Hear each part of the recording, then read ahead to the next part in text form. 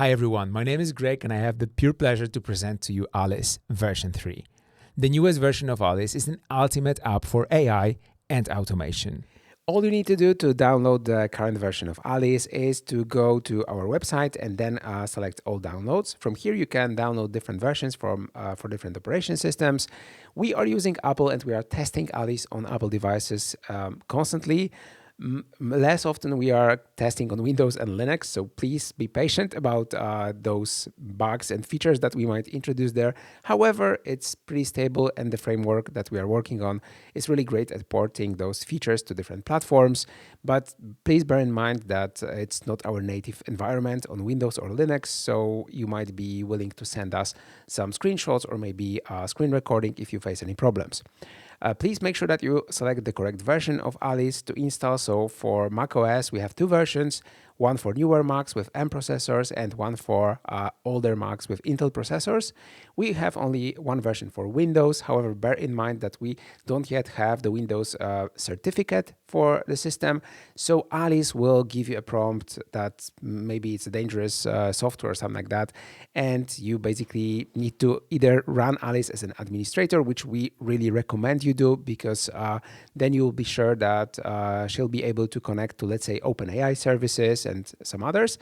And also, you might be wanting to exclude Alice from security so that it can run in your system. So this is what you have to do in order to run Alice on Windows, and we hope it's not very troublesome for you. We really try to make Alice very safe and secure. However, we still didn't get Windows certificates for multiple reasons. Finally, we have Linux versions, which we are really proud of, and I hope that we'll be able to continue to develop this version in the future. This is not our native environment. However, we try to ship updates to Linux system as well. So I hope it will run smoothly for you. If not, please make sure that you send us screenshots or maybe some screen recording so that we can debug it a bit better. We don't yet have native apps for mobile, for iOS and Android, but this might be coming to Alice in the future. We are not really, super excited about those at this time because we really feel that Alice is a productivity app. So most of the time, real productivity happens on desktop device. And this is our most important goal, and we have only limited resources to develop Alice. So we'd rather want to make it the best possible desktop app, and this is our first focus. But if we'll be able to ship the mobile versions, we'll do it as well. So you select your version. In my case, is macOS M processor, and then I'll just run this DMG file. All you need to do is basically move the app to your applications. I just replaced the old version that I had, and now I can run Alice, and it will prompt me to open this. I just click open, and here is my app. So before you start, there is a quick onboarding, and you have to provide your email address. So I provide my address, which I used to buy the license for Alice. And now Alice is asking me to provide a license key. Please check your inbox. There are some rare cases that this message is not hitting your inbox.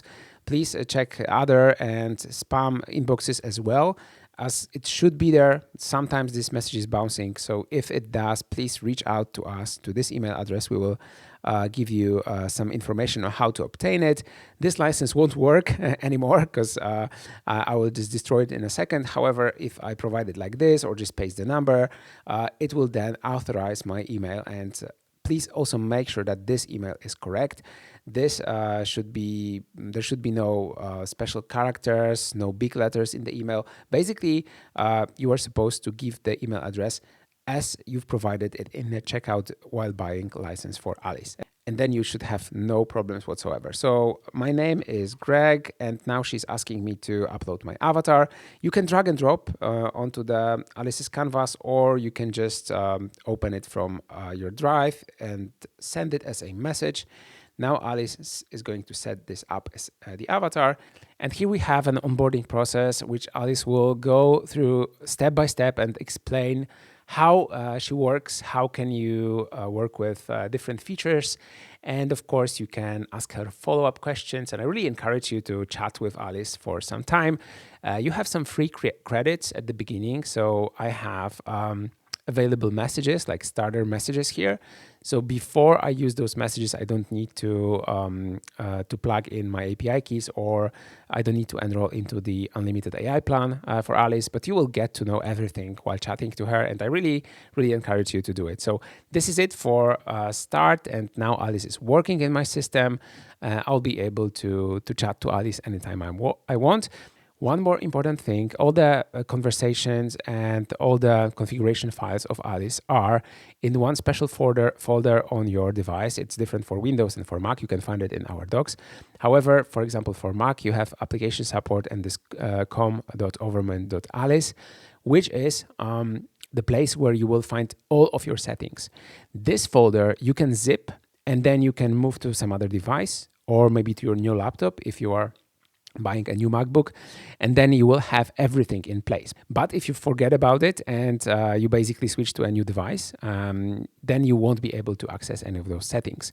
Everything for now in Alice is private on your computer, and you can just share this folder to different devices.